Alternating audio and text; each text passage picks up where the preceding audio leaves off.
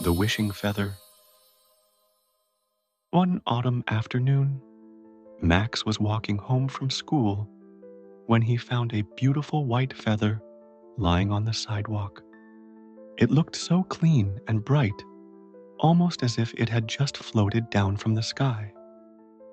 Max picked up the feather, feeling a strange warmth as he held it.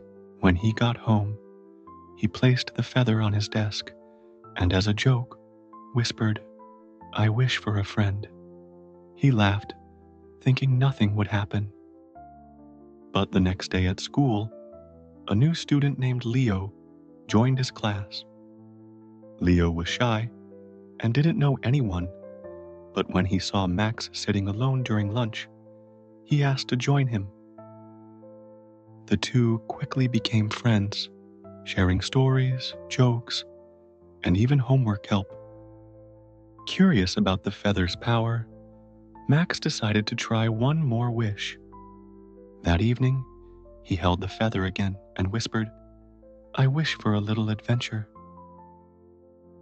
The next weekend, Max and Leo decided to explore the old forest near their neighborhood.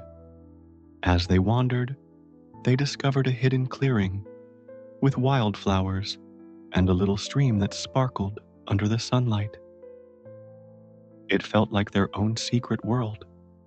Over time, Max realized that the feather hadn't granted him things he couldn't find on his own. Instead, it had given him the courage to reach out and explore the world around him.